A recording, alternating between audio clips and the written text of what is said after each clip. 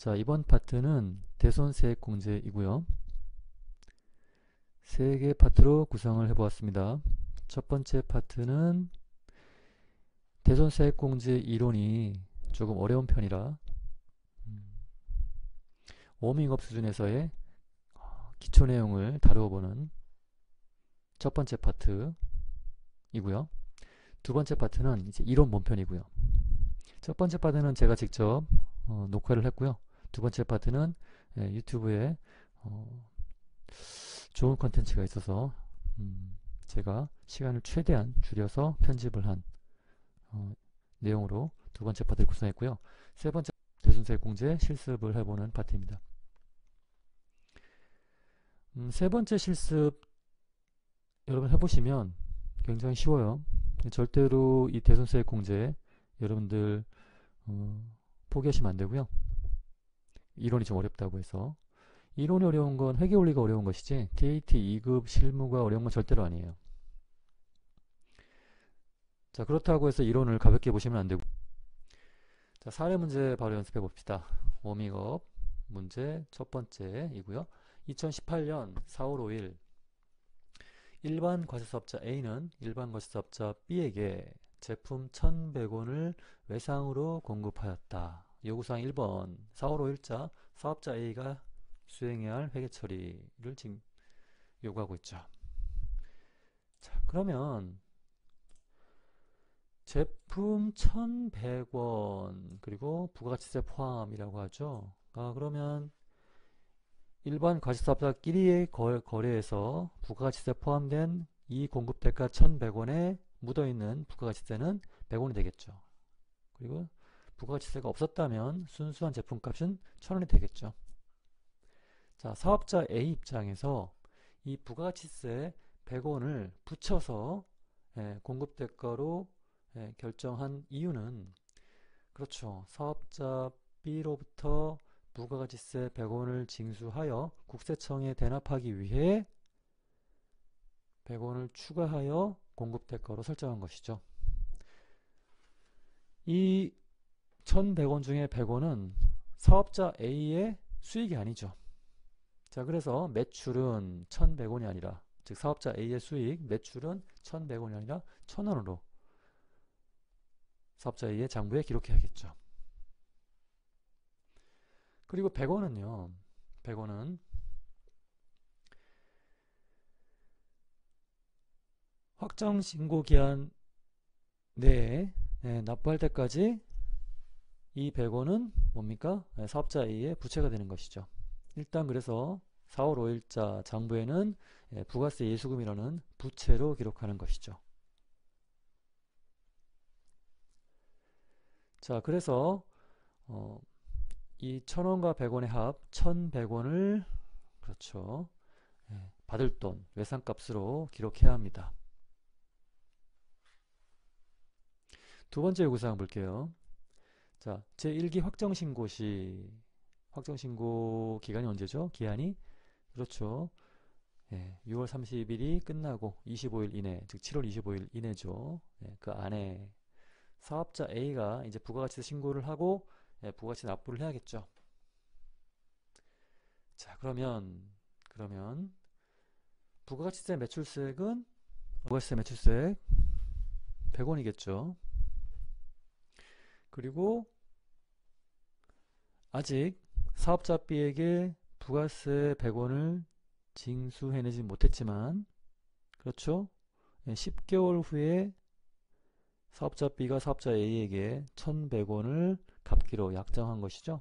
그러니까 아직 사업자 B에게 징수한 건 아니지만 사업자 A는 확정신고기한 내에, 즉 7월 25일 이전에 100원을 납부해야 합니다. 자기 돈으로.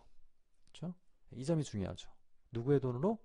사업자 A의 돈으로 사업자 B가 부담해야 할 부가가치세를 대납한 거죠. 일단 납부하셔야 돼요. 납부합니다. 그러면 납부했을 경우 회계처리, 납부했으니까 이제 뭡니까? 국세청에 빚진 게 없죠? 그러니까 장부에서 부가가치세 예수금 100원을 털어내고 납부했으니 현금은 감수했겠죠?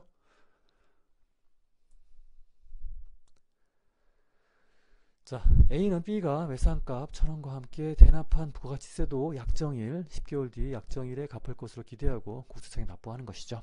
이 점이 중요합니다, 여러분. 자, 의문점은 뭡니까? 그렇죠. 만약 사업자 B가 이 1,000원은 물론이고 이 100원까지 안 갚는다면 사업자 B는 1,000원은 뭐 자기 장사하기 위해서 발생한 1,000원이지만 만약에 부가가치세 100원은 100원까지 떼인다면 굉장히 억울하겠죠. 국세청이 그쵸? 사업자 A의 수익과 전혀 관련이 없는 어떤 그런 부가가치 징수 의무를 부여함으로써 대납한 것 뿐인데 그 대납해준 100원을 띄면 이건 정말 억울한 거죠. 국세청이 부여한 의무를 이행한 것 뿐인데 그쵸? 그로 인해 떼인다면 억울하겠죠. 그래서 국세청에서 과세당국에서 이러한 경우 떼이는 부가세를 복구해주는 그렇죠? 그런 제도가 바로 대손세액공제라는 것이죠. 우리가 지금 대손세액공제를 배우는 시간이죠. 자, 이제 떼이는 일이 발생하는 거예요. 앞에 문제 사례랑 연결되는 문제입니다. 2018년 10월 20일 사업자 A는 사업자 B가 파산하였음을 언론을 통해 확인하고 그렇죠? 이에 대한 회계 처리를 하였대요. 자, 여기서 중요한 건 회계인데요. 그러니까 채무자가 파산했을 경우 채권자는 받을 돈을 못 받게 되겠죠. 장부에 반영해야 됩니다. 그러한 손실을. 그렇죠? 받을 돈을 못 받는 건 손실이죠. 자, 그래서 회계에서는 못 받게 된 돈을 장부에서 털어내야 되고 그러한 손실을 그로 인한 손실을 장부에 기록해야 되는 걸 요구하고 있죠. 그래서 일단 못 받게 된 1,100원을 모두 장부에서 부가세는 뺍니까? 그렇죠. 부가세까지 갚겠어요? 1,000원도 안 갚는데 부가세도 안 갚죠. 그렇죠? 갚을 돈이 없어요. 부가세까지 포함해서 사업자 B는 배째를 하겠죠. 그렇죠? 외상값뿐만 아니라 대납해준 부가가치세 100원도 회수 안 될 것이 확실해졌으니 외상매출금 전액 장부에서 제거하는 거죠. 자, 그 다음 대손충당금 1,000원을 맞계정으로 상계 처리해야 되는데 대손충당금은요 이럴 줄 알고 미리 적립해둔 손실 추정액이죠. 그렇죠? 추정된 게 확정되었으니 함께 털어주는 거죠. 1,000원. 그 다음에 자, 일단 이 대손은 잠시 잊고 이 확정신고기간 매출액이 A의 매출액이 10,000원이 돼요. 그러면 부가가치세 매출세액은 얼마가 됩니까? 10,000원에 10% 1,000원이 되겠죠. 자, 근데 아까도 말씀드렸지만 사업자 A 입장에서 사업자 B가 파산으로 인해 1,100원을 띄게 됐는데 그 중에 1,000원은 그렇죠. 자기 장사하다가 자기 장사를 위해 준 외상값 띄인 거니까 그렇다 쳐도 부가가치세 100원 띄이는 건 너무 억울하다 이거죠. 그래서 과세당국은요 이러한 사업자 A의 형편을 고려하여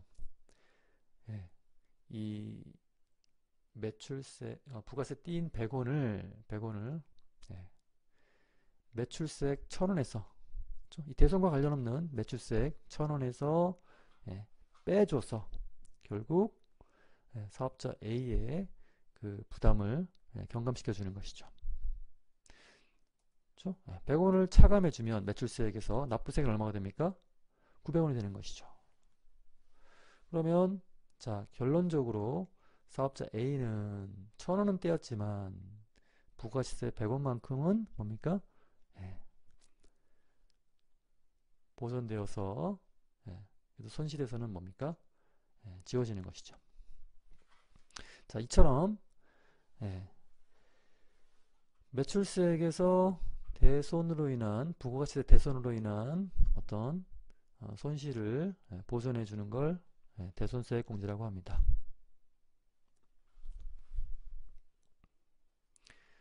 자, 그리고 이 대손세액공제에 100원을 회계 처리하는 계정은요, 중요하죠, 여러분. 요겁니다. 이렇게 처리합니다. 이렇게 부가가치세 예수금 차변으로 기록합니다. 중요합니다, 여러분. 회계원리 공부가 깊지 않으신 분은 일단 기계적으로라도 외우셔야 돼요. 부가의 파산으로 인해 부가가치세가 떼일 경우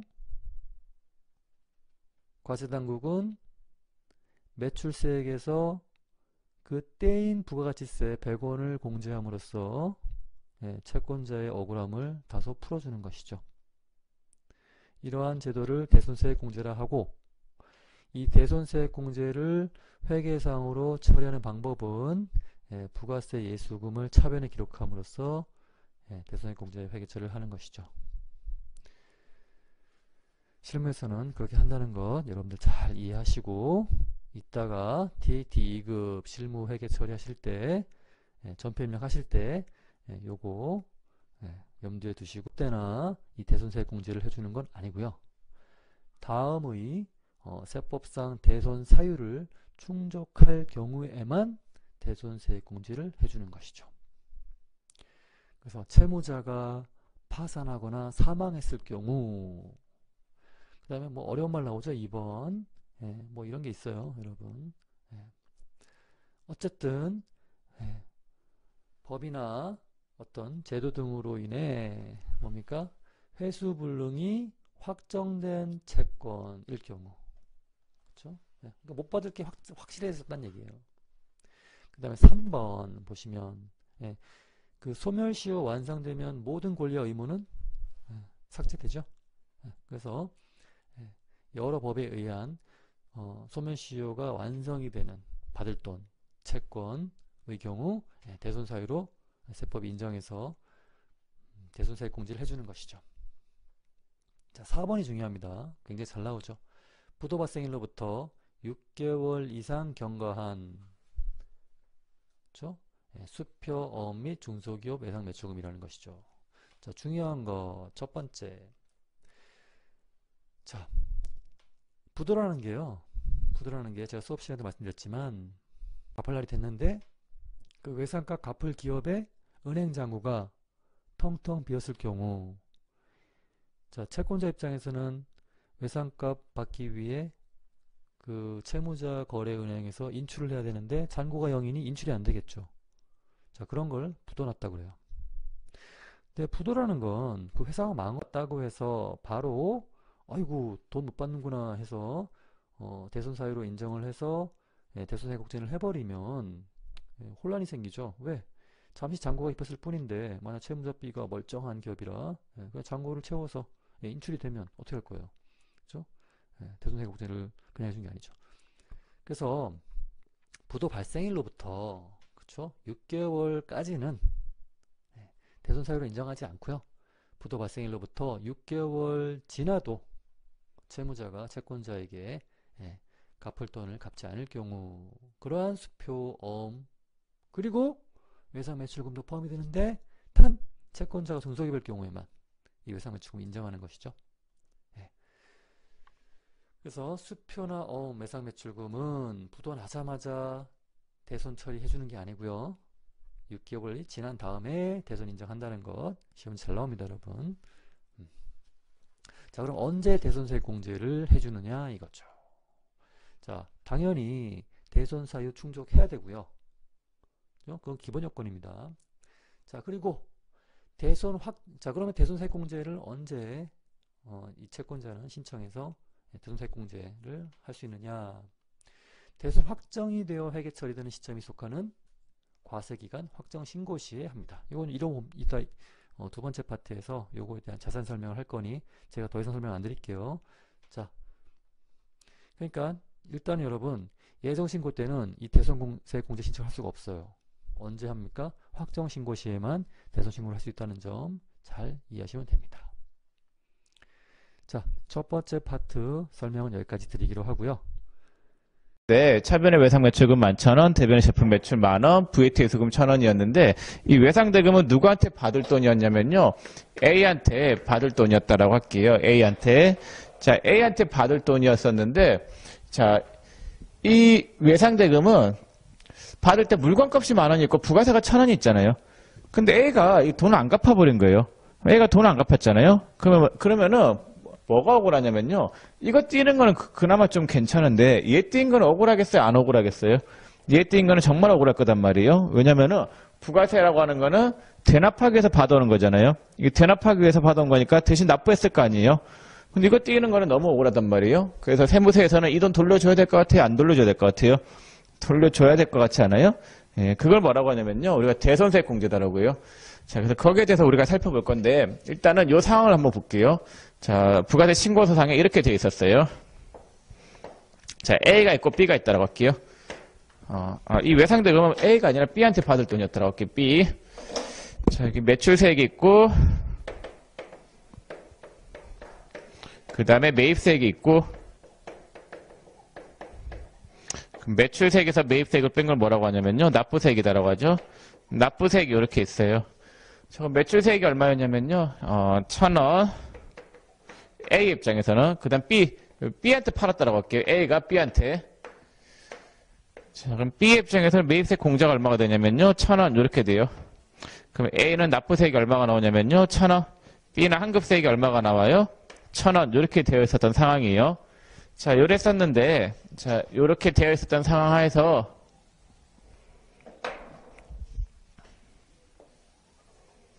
자, 대손이 발생한 거예요, 대손. 자, B가 있잖아요. B가 돈을 띵가 먹은 거예요. 대손 발생했을 때.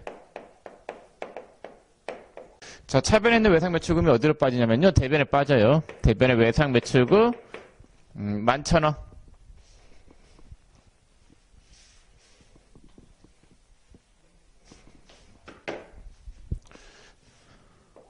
대변의 외상 매출금 11,000원 이렇게 돼요. 자, 띄었죠?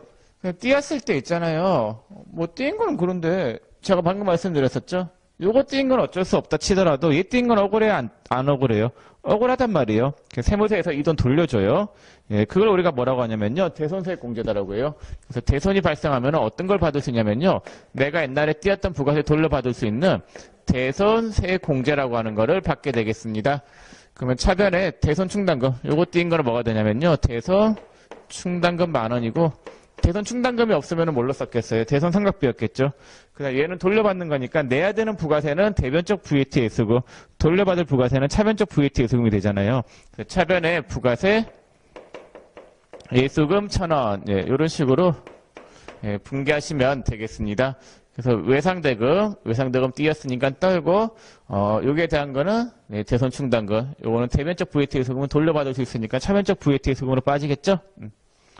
자, 그러면 A하고 B 입장에서 부가세 신고서를 보면은, 이렇게 돼 있어요. A는 매출세액. 그 다음 B는 매입세액이겠죠? 자, A 입장에서는 세금을 얼마만큼 더 돌려받아요? 1,000원 돌려받잖아요? 내야 되는 거는 대변적 VAT 예수금, 돌려받는 거는 차변적 VAT 예수금이단 말이에요. 돌려받을 때에는 어떻게 하냐면요. 매출세액에서 빼면 돼요. 매출세액에 대손세액 가감난이 있어요. 매출세액에 대손세액 가감난에서 마이너스 1,000원 이렇게 하시면 되세요. 이렇게. 그래서 요만큼이 돌려받을 수 있는 금액이잖아요. 그래서 매출세액에 보면 여러분들 부가세 신고세 매출세액란에 대손세액 가감란에 보면은 여기 적을 수 있는 칸이 있단 말이에요. 거기다가 마이너스 1,000원이다라고 해서 돌려받으면 돼요. 그래서 A는 환급이 1,000원 나오겠죠. B 입장에서는 어떻게 해야 되느냐? 옛날에 돌려받았던 거 뱉어내야 되겠죠. 그래서 매입세액 공제 받았던 1,000원을 뱉어내야 되니까 빼기 1,000원. 매입세액 쪽에서 빼기 1,000원 하면은 빼기니까 플러스 나오겠죠. 예, 플러스 1,000원. 예, 이런 식으로 예, 표시가 되겠습니다. 자, 그럼 대손세액 공제 A 입장 볼게요. 판매자 입장. 자, A 입장에서는 이 1,000원만큼을 지금 내야 되는 거예요. 돌려받는 상황이에요. 돌려받을 수 있는 상황이잖아요. 1,000원을 돌려받는다라고 했을 때, 자, 돌려받는다라고 했었죠? 그러면 세무서에서는 이거를 그냥 돌려주겠어요? 아니면 요건을 충족해야지 돌려주겠어요? 요건을 충족해야지 돌려주겠죠? 요건 중에서 제일 중요한 게 부도로 6개월 경관. 자, 이게 제일 중요해요. 자, 부도가 난날에 되는 건 아니에요. 부도 발생일로부터 몇 개월이 경과해야지 대손금으로 떨 수 있냐면요. 6개월 경과해야지 떨 수 있어요. 그게 시험에 제일 많이 나와요. 부도 발생일로부터 6개월이에요. 네. 그래서 예를 들어가지고, 자, 4월 1일이다. 4월 1일 날 부도가 발생했으면은, 자, 7월 25일에 확정신고 때, 1기 확정 때에 바로 대손세액 공제 신고할 수 있을 것 같아요? 없을 것 같아요? 없어요. 6개월이 지나야 돼요. 6개월이 지나면 며칠이에요? 10월 1일. 그 다음 날인 10월 2일부터 가능해요. 그러면 언제 신청해야 될까요? 대손세액 공제를? 2기 확정 때 신고해야 된단 말이에요. 2기 확정 때. 대손금 회수시.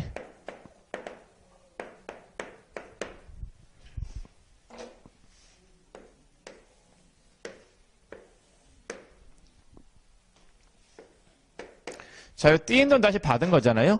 자, 그럼 일단 분계가 어떻게 되느냐? 분계부터 볼게요. 자, 대손이 원래 났었던 거예요? 안 났었던 거예요? 안 났었던 거잖아요? 옛날 대손 분계를 취소를 해야 돼요. 취소하는 분계. 그럼 대변에 있는 외상매출금을 차변에 빼요. 차변에 외상매출금 11,000원. 그 다음에 차변에 있는 대손충당금하고 VAT 예수금을 빼요. 대손충당금 10,000원.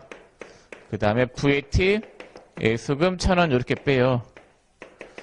그래서 일단 대손 났던 분계를 취소하는 분계를 해야 돼요. 취소. 그래서 뒤집어 엎었죠?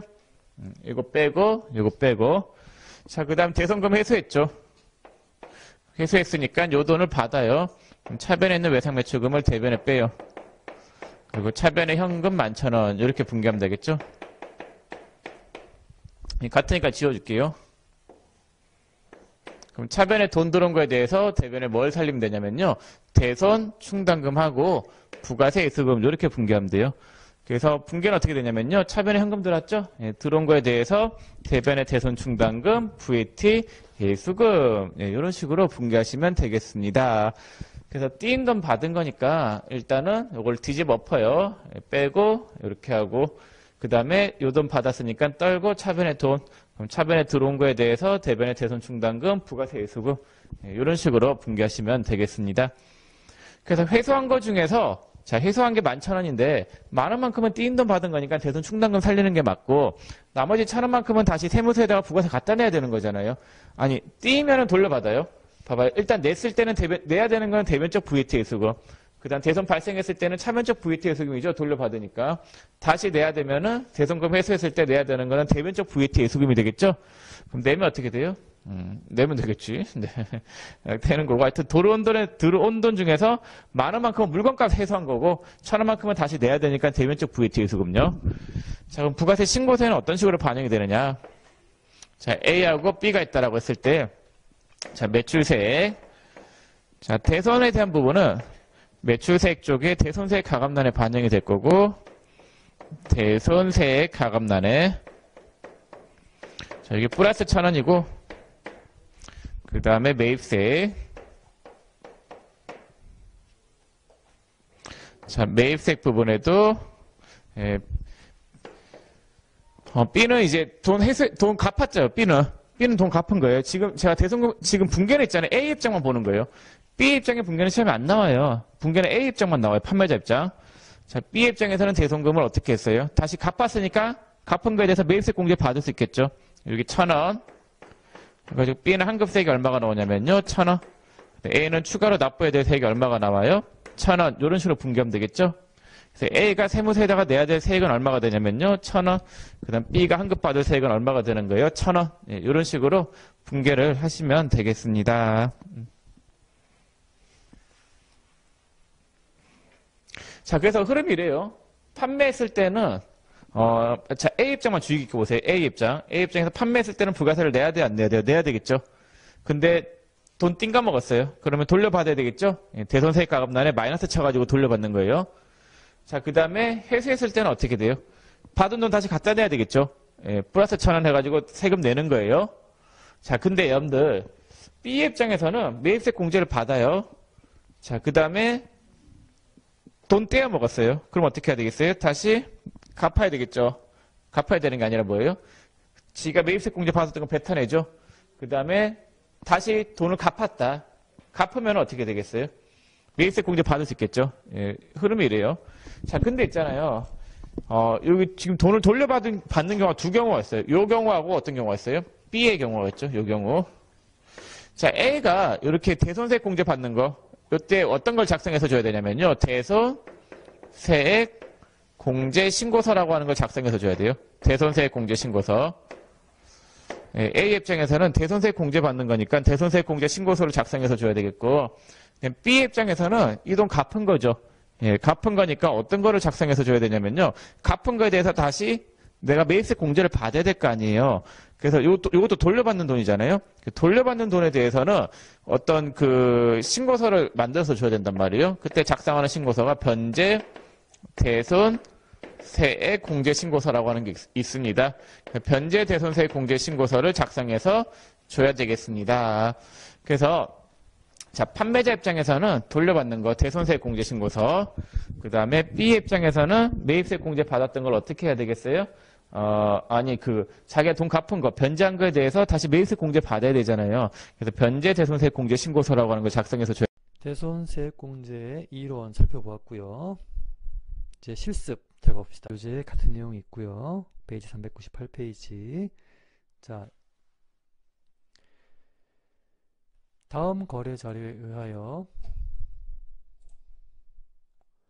대손세액공제 신고서를 작성하고 대손세액공제 및 대손채권에 대한 회계 처리를 하고 부가가치세 신고서 조회를 수행하시오.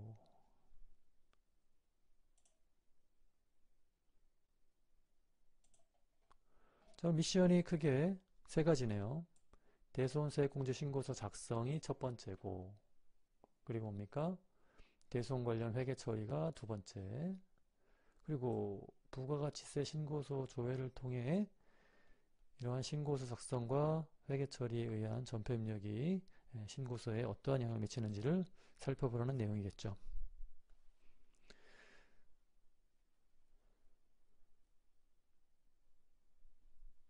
어떠한 대손이 발생했는지 한번 살펴보기로 하죠. 부실전자의 부도 6월 29일 금융기관으로부터 부도 확인. 일단 먼저 읽어보기로 하죠. 부실전자의 부도로 다음의 전자세금 계산서와 관련한 매출채권 외상매출금인가봐요. 에 대해서 제2기 부가가치세 확정신고 시 대손세액공제 신청을 하고자 한다. 대손세액 공제액 및 대손채권에 대한 외계처리를 12월 31일자로 수행하시오. 단 중소기업의 외상매출금임. 단서조항도 많고 문장도 굉장히 길죠. 이렇게 호흡이 길면 문제가 복잡하다는 얘기죠. 자, 그럼 전자세금 계산서를 한번 볼까요? 일단 언제 발생한 외상매출금인가요? 발생 시점이 여기 있네요. 그쵸? 2017년 12월 30일 날 삼일전자가 우리 회사죠. 부실전자에 외상 매출을 한 것이죠. 품목은 컴퓨터고요. 공급가액 600만원이고 부가가치세 60만원 해서 총 외상 미수금, 즉 받을 돈은 660만원이네요. 12월 30일 날 외상이 발생했는데, 자, 2017년 12월 30일 외상 매출금 발생일로부터 딱 6개월 뒤에 금융기관으로부터 부도 확인을 했네요. 이 얘기는 아마도 6월 29일쯤 이 삼일전자가 부실전자의 주거래 은행에 외상값 인출을 시도했는데 부실전자의 그 주거래 은행의 잔고가 0이었던 거겠죠. 자, 그래서 주거래 은행에 물어봤더니 삼일전자가 잔고가 0이요. 외상값을 갚을 수 없다는 걸 확인해 준 거겠죠. 부실전자의 주거래 은행이. 그렇죠? 그러면 부도 발생일은 언제가 됩니까? 그렇죠. 이 부도 확인 시점이 부도 발생일이라고 볼 수 있겠죠. 자, 그러면 부도 발생일 날 대손 처리를 합니까? 그렇지 않죠. 부도의 경우에는 부도 발생일로부터 6개월 지난 시점에 그렇죠. 대손 회계 처리를 할 수 있고 대손 세액공제를 신청할 수 있는 것이죠. 그러면 2018년 6월 29일 기준으로 6개월이 지난 시점은 그렇죠. 2018년 12월 한 29일쯤이겠죠. 그래서 6개월이 지난 시점, 즉 6월 29일부터 6개월이 지난 시점인 12월 31일자로 지금 대손 관련 회계 처리를 하고 신고를 하려고 하는 것이죠. 그래서 날짜에 여러분 휘둘리시면 안 되고요. 부도 발생일이 언제인가? 금융기관의 부실전자의 주거래 은행으로부터 부실전자의 부도를 확인받은 날이 부도 발생일이 되겠고요. 그로부터 6개월이 지난 시점, 즉 12월 29일 이후에야 대손 관련된 회계 처리를 하고 대손 세액공제 신청할 수 있다는 것이죠. 그리고 이 대손 세액공제 신청은요, 그렇죠. 회계 처리는 12월 30일자로 하지만 그 대손 세액공제 신청은 그 6개월이 지난 시점이 속하는 확정 신고 기간을 신고하는 시점, 즉 언제입니까? 2019년 1월 25일 이전에 대손 세액공제 신청을 한다는 점 여러분 조심하셔야 됩니다. 자, 그러면 회계 처리를 어떻게 해야 하는지 먼저 살펴보기로 하죠. 첫 번째 파트에서 대손 회계 처리를 어떻게 하는지 우리가 차근차근 살펴보았고요. 일단 외상값 떼인 금액은 총 얼마입니까? 공급가액 600만원과 그의 부가세 60만원에서 660만원을 떼인 거죠. 자, 그러면 외상매출금 660만원 모두 떼었으니 장부에서 제거해주고, 그리고 지금 교재에 대손 충당금 자료가 지금 제시되지 않은 것 같아요. 자, 무슨 얘기냐면 대손 전에 3일 전자는 대손이 미리 발생할 것을 예상하고 대손 충당금을 쌓아놔요.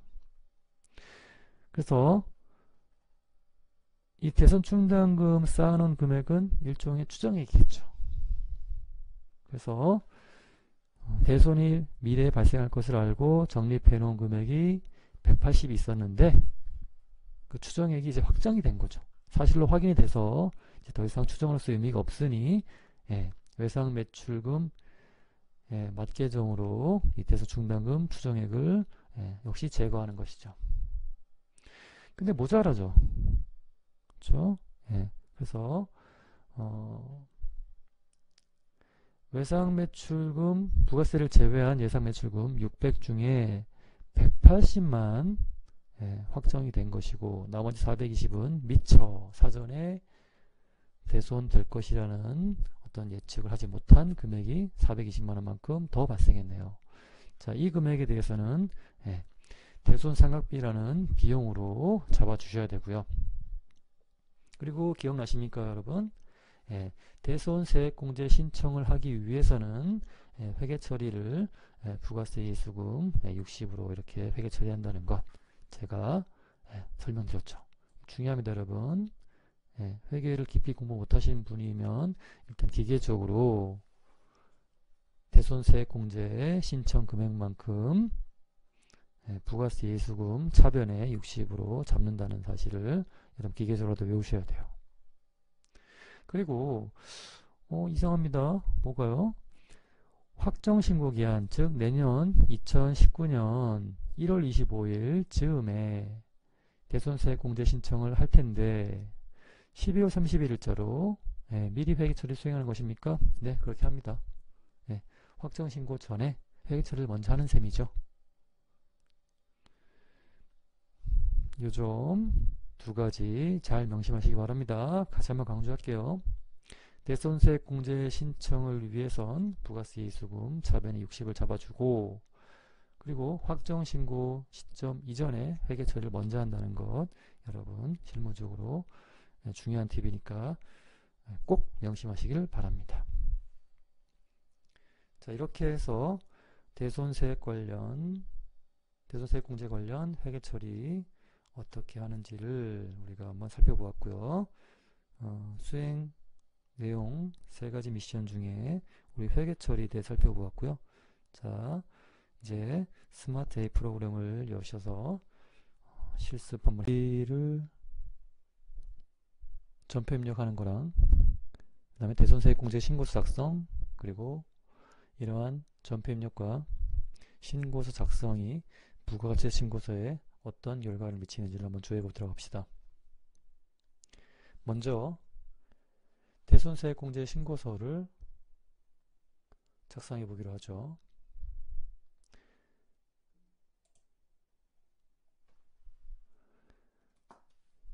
(12월자로) 작성하는 거고요. 대손 사유, 엄격하게 대손 사유를 규제하고 있죠. 그래서 7가지와 기타 사항에 해당이 되지 않을 경우 대손 사유 불충족으로 인해 대손 공제 신청을 할 수가 없는 거죠.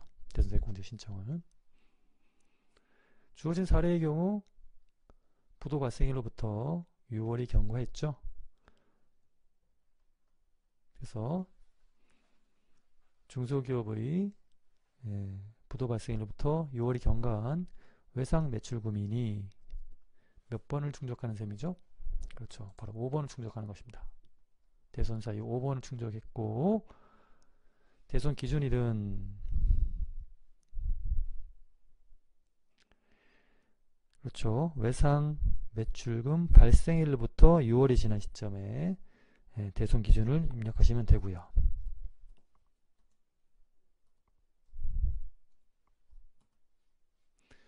자, 그러면 프로그램이 대손 확정일이 대손 기준일로부터 6월이 경과했다라는 걸 알려주고, 그 경과한 날이 바로 2018년 12월 31일자니 이 날짜로 대손 관련 회계 처리를 하고, 이 기간이 속하는 확정신고 기한까지 대손세액 공제 신청을 하라라고 프로그램이 딱 콕 찍어주고 있죠.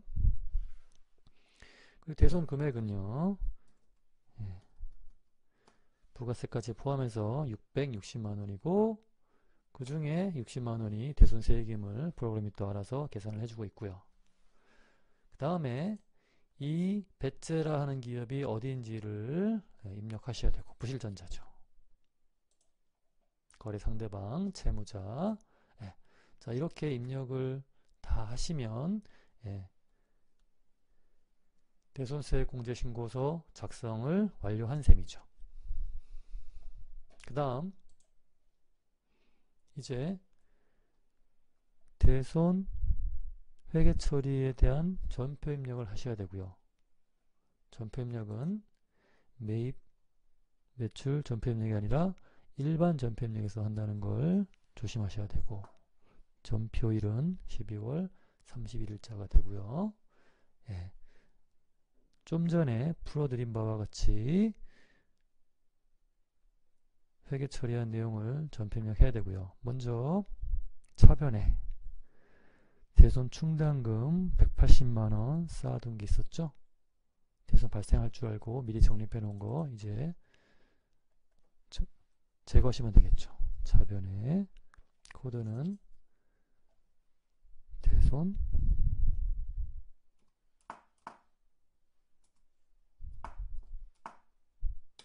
충당금.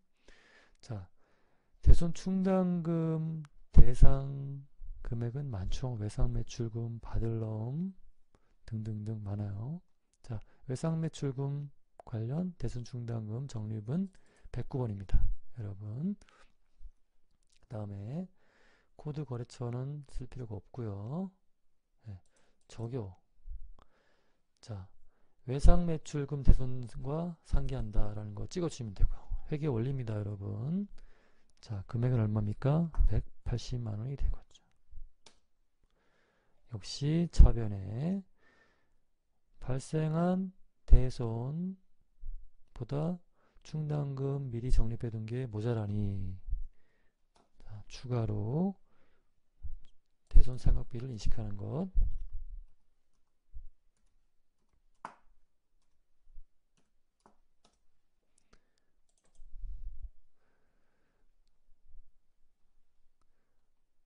코드와 관련 없으니 생략하시고요. 금액은 얼마입니까? 420만 원이 되겠죠. 역시 차변에 부가가치세 예수금 설정하시는 거. 대손세액공제 신청을 위한 개정 과목이 뭐라고 했죠? 부가가치세 예수금 차변이라고 했죠? 차변. 예, 그리고 확정신고 실제 하는 시점보다 미리 회계처리를 먼저 한다는 것 말씀드렸고요.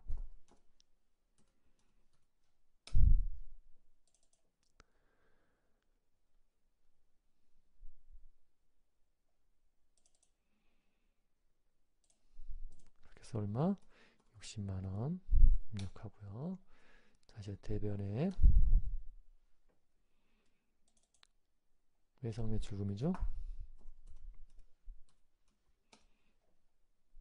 108번 거래처 코드는요 부실전자고요.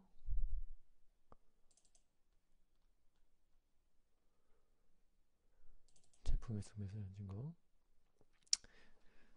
그래서 총 금액 얼마? 660만 원이죠. 자, 이렇게 해서 전편적이 끝나고요.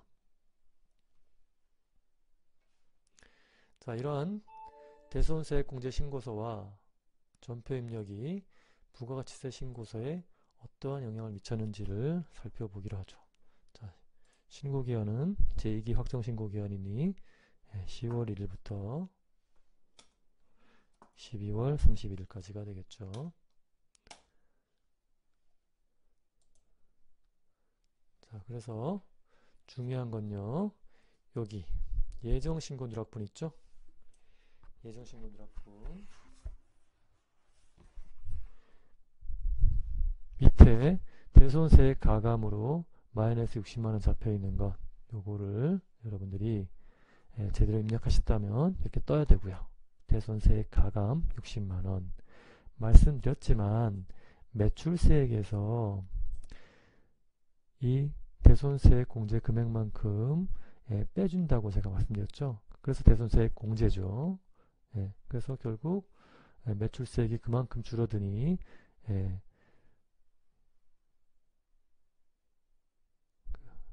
대손 관련해서 부가가치세만큼은 부담이 경감되는 것이죠. 자, 그리고 이 대손세액 가감 60만원, 마이너스 60만원을 콕 찍어 보시면 여기 역추적이라고 해서 이쪽에 대손세액 공제 신고서가 작성되었고 대손 발생 관련된 사항들이 이렇게 입력되어 있음을 확인하시면 여러분들은 잘 그 실무 입력을 잘 하신 셈이 되는 거죠. 보셨다시피 이 대손세액 공제 관련 실무는 굉장히 단순합니다. 크게 오류가 날 항목이 많은 것도 아니고요. 그래서 여러분 이 TAT 2급에서 이 대손세액 공제 관련 이론이 어렵다고 해서 이 문제를 그냥 놓고 가지 마시고요. 그거 한번 확인해 보시고 시험에 임하시면 좋은 결과 있을 거라고 믿습니다.